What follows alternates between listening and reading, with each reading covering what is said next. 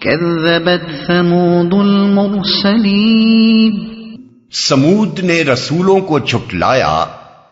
تقابل کے لیے ملاحظہ ہو الاعراف آیات 73 تا 79، ہود آیت 61 اور 68، الحجر آیت 80 اور 84، بنی اسرائیل آیت 59، اور مزید تفصیلات کے لیے قرآن مجید کے حسب ذیل مقامات بھی پیش نظر رہیں.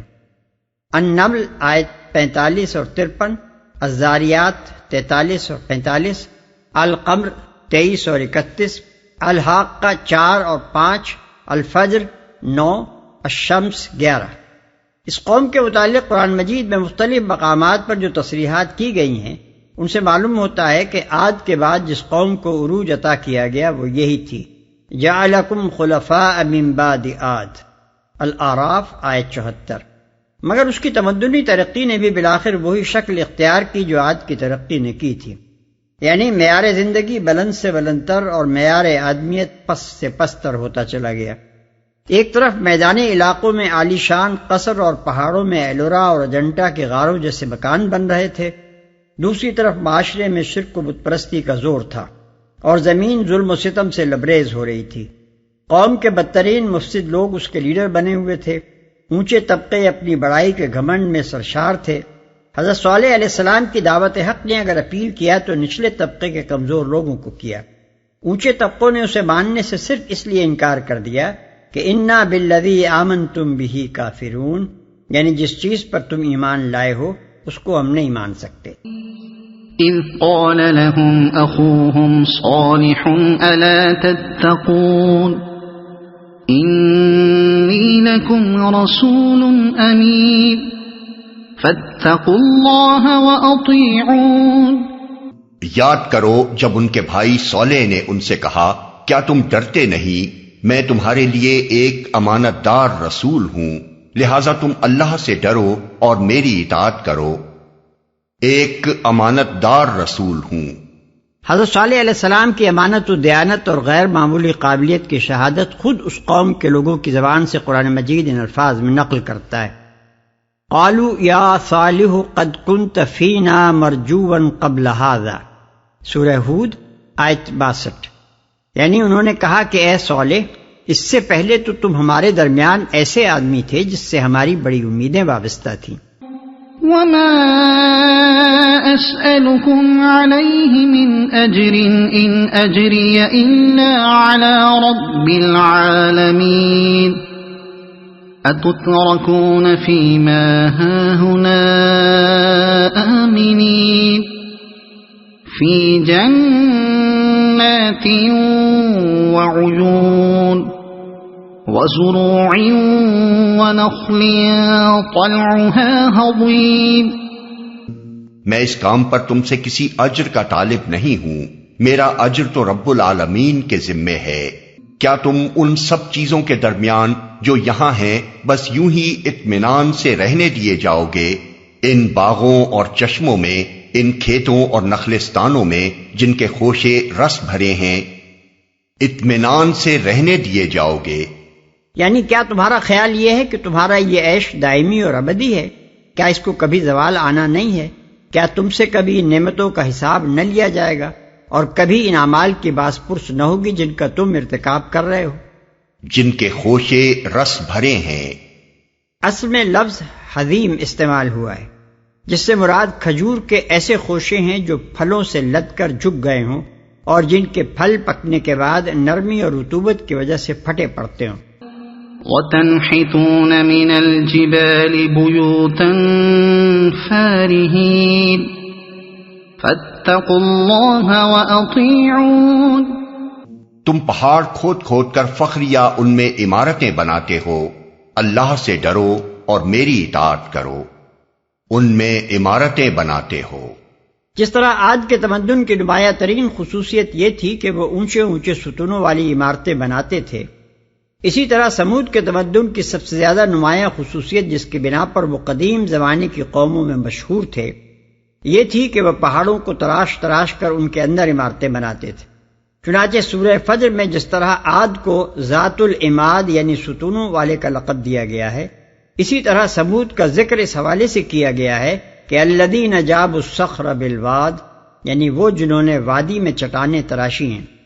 اس کے علاوہ قرآن میں یہ بھی بتایا گیا ہے کہ وہ اپنے ہاں میدانی علاقوں میں بھی بڑے بڑے قصر تعمیر کرتے تھے۔ تتخذون من سہولہا قصورا، سورہ الاعراف آیت 74۔ اور ان تعمیرات کی غرض و غایت کیا تھی؟ قرآن اس پر لفظ فارحین سے روشنی ڈالتا ہے، یعنی یہ سب کچھ اپنی بڑائی، اپنی دولت و قوت اور اپنے کمالات فن کی نمائش کے لیے تھا، کوئی حقیقی ضرورت ان کے لیے داعی نہ تھی۔ ایک بگڑے ہوئے تمدن کی شان یہی ہوتی ہے، ایک طرف معاشرے کے غریب لوگ سر چھپانے تک کو ڈھنگ کی جگہ نہیں پاتے، دوسری طرف عمراء اور اہل ثروت رہنے کے لیے جب ضرورت سے زیادہ محل بنا چکتے ہیں تو بلا ضرورت نمائشی یادگاریں تعمیر کرنے لگتے ہیں۔ سمود کی ان عمارتوں میں سے کچھ اب بھی باقی ہیں جنہیں 1959 کے دسمبر میں نے خود دیکھا ہے۔ یہ جگہ مدینہ طیبہ اور تبوک کے درمیان حجاز کے مشہور مقام العلا، جسے عہد نبوی میں وادی القرا کہا جاتا تھا، سے چند میل کے فاصلے پر بجانب شمال واقع ہے۔ آج بھی اس جگہ کو مقامی باشندے الحجر اور مدائن صالح کے ناموں ہی سے یاد کرتے ہیں۔ اس علاقے میں العلا تو اب بھی ایک نہایت سرسبز و شاداب وادی ہے جس میں کثرت سے چشمے اور باغات ہیں، مگر الحجر کے گرد و پیش بڑی نحوست پائی جاتی ہے۔ آبادی برائے نام ہے، رویدگی بہت کم ہے، چند کنویں ہیں۔ انہی میں سے ایک کنویں کے متعلق مقامی آبادی میں یہ روایت چلی آ رہی ہے کہ حضرت صالح علیہ السلام کی اونٹنی اسی سے پانی پیتی تھی۔ اب وہ ترکی عہد کی ایک ویران چھوٹی سی فوجی چوکی کے اندر پایا جاتا ہے اور بالکل خشک پڑا ہے۔ اس علاقے میں جب ہم داخل ہوئے تو العلا کے قریب پہنچتے ہی ہر طرف ہمیں ایسے پہاڑ نظر آئے جو بالکل کھیل کھیل ہو گئے۔ صاف محسوس ہوتا تھا کہ کسی سخت ہولناک زلزلے نے انہیں سطح زمین سے چوٹی تک جھنجھوڑ کر قاش کر رکھا ہے۔ اسی طرح کے پہاڑ ہمیں مشرق کی طرف العلا سے خیبر جاتے ہوئے تقریباً 50 میل تک اور شمال کی طرف ریاست اردن کے حدود میں 30 سے 40 میل اندر تک ملتے چلے گئے۔ اس کے معنی یہ ہے کہ 300-400 میل لمبا اور 100 میل چوڑا ایک علاقہ تھا جسے ایک زلزلہ عظیم نے ہلا کر رکھ دیا تھا۔ سمود کی جو عمارتیں ہم نے الحجر میں دیکھی تھیں، اسی طرح کی چند عمارتیں ہم کو خلیج عقبہ کے کنارے مدین کے مقام پر اور اردن کی ریاست میں پیٹرا کے مقام پر بھی ملی۔ خصوصیت کے ساتھ پیٹرا میں سمود کی عمارات اور نبتیوں کی بنائی ہوئی عمارات پہلو بپہلو موجود ہیں، اور ان کی تراش خراش اور طرز تعمیر میں اتنا نمایاں فرق ہے کہ ہر شخص ایک نظر دیکھ کر ہی سمجھ سکتا ہے کہ یہ دونوں نہ ایک زمانے کی ہیں اور نہ یہ ایک ہی قوم کا طرز تعمیر ہے۔ انگریز مستشرق ڈاٹی قرآن کو جھوٹا ثابت کرنے کے لیے الحجر کی عمارات کے متعلق یہ دعویٰ کرتا ہے کہ یہ سمود کی نہیں بلکہ نبتیوں کی بنائی ہوئی عمارات ہیں، لیکن دونوں قوموں کی عمارات کا فرق اس قدر واضح ہے کہ ایک اندھا ہی انہیں ایک قوم کی عمارات کہہ سکتا ہے۔ میرا اندازہ یہ ہے کہ پہاڑ تراش کر ان کے اندر عمارتیں بنانے کا فن سمود سے شروع ہوا، اس کے ہزاروں سال بعد نبتیوں نے دوسری اور پہلی صدی قبل مسیح میں اسے عروج پر پہنچایا، اور پھر ایلورا میں جس کے غار پیٹرا سے تقریباً 700 برس بعد کے ہیں، یہ فن اپنے کمال کو پہنچ گیا۔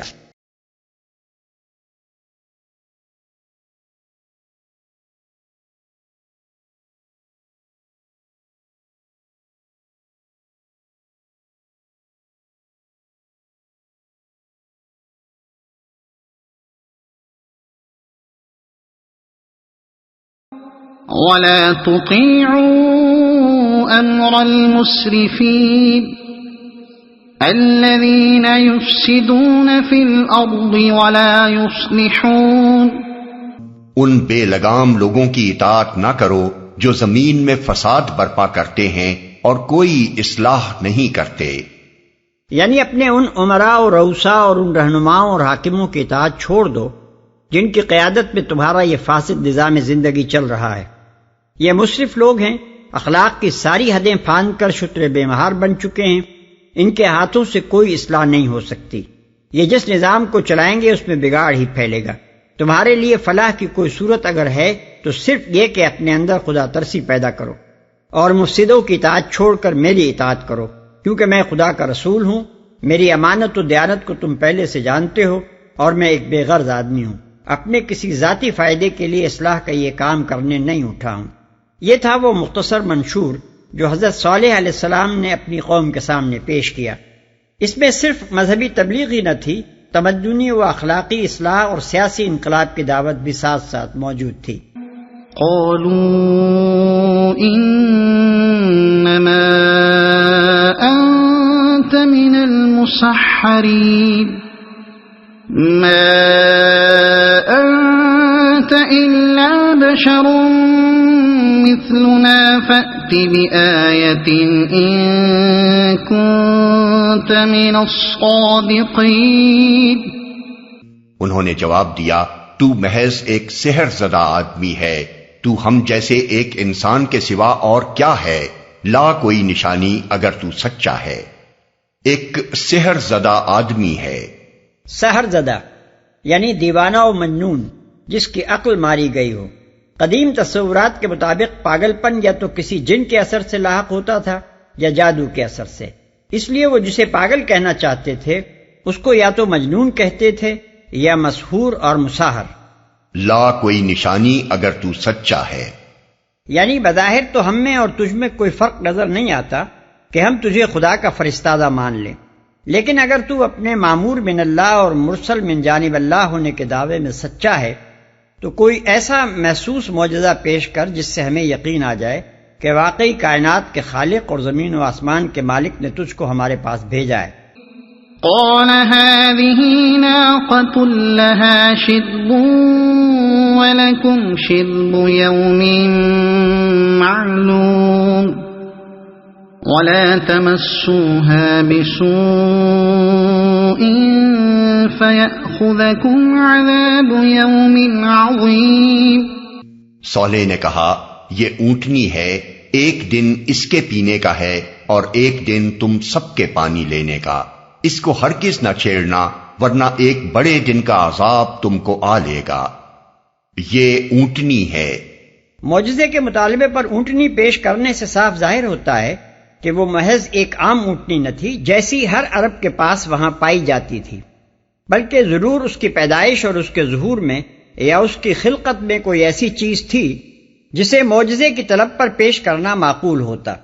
اگر حضرت صالح علیہ السلام اس مطالبے کے جواب میں یوں ہی کسی اونٹنی کو پکڑ کے کھڑا کر دیتے تو ظاہر ہے کہ یہ ایک نہایت فضول حرکت ہوتی جس کی کسی پیغمبر تو درکنار ایک عام معقول آدمی سے بھی توقع نہیں کی جا سکتی۔